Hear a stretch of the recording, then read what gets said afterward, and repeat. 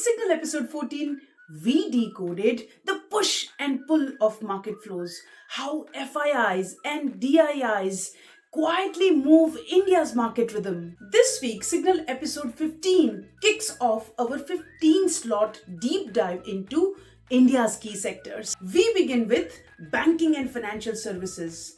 Why this sector powers growth, what traps to avoid, and how to invest in it. So let's begin with strategy of the week, then move to story of the week, then look through how markets performed for the week ending 14th November 2025, and finish it by a thought-provoking quote of the week and a special fun fact for Ansh. Welcome back to Signal, where noisy markets meet simple, sharp and sound insights for long-term investors. In our strategy of the week, let's cover first of 15 key sectors of Indian ecosystem, banking and financial services.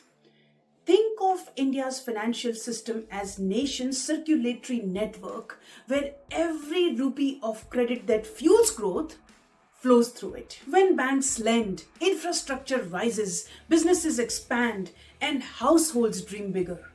That's why this sector not only represents India's progress, it drives it. From financial inclusion to digital lending to insurance and infrastructure funding, this is where India's future growth takes shape. But even the strongest systems can face strain. Hidden non-performing assets, rising deposit costs, and regulatory curveballs can quietly erode the profits. And when sentiment runs too hot, valuations stretch long before fundamentals can catch up. So how do investors approach it? For investors who believe in long-term potential of banking and financial services, they could participate through sectoral funds. However, they need to be mindful that sectoral funds come with added volatility due to concentrated exposure in single theme.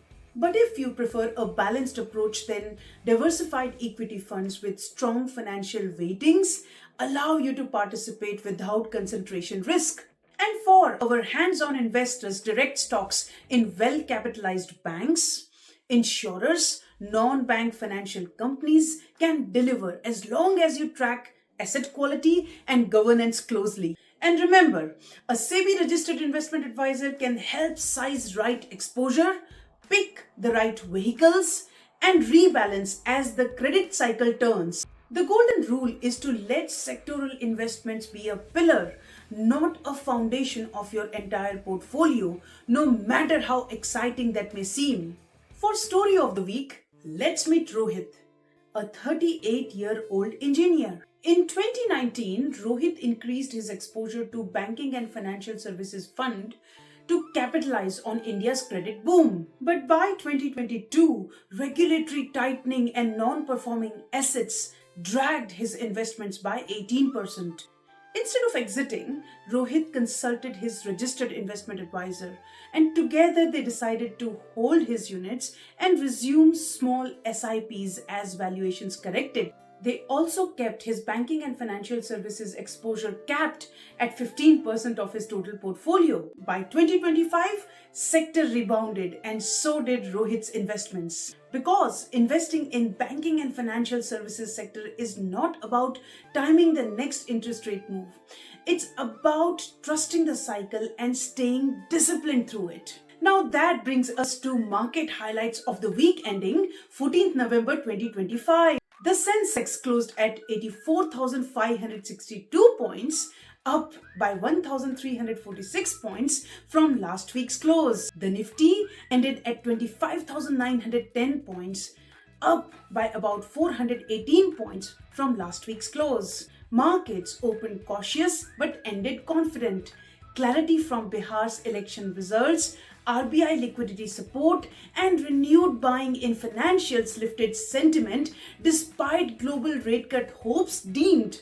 Banking and financial services led the rally, particularly public sector lenders surged on robust credit growth and strong earnings, while IT and mid caps took a breather after earlier gains. FIIs shifted from early week selling to selective buying in financials by Friday, while DIIs continued to remain strong anchors, infusing about 8,000 crore during the week.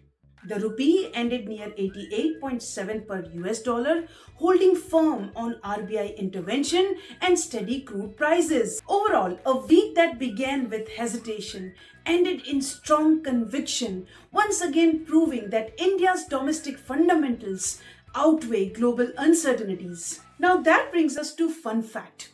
Ansh asked me, why is Sensex called Sensex? And here is the answer. Sensex is a compound word derived from sensitive and index.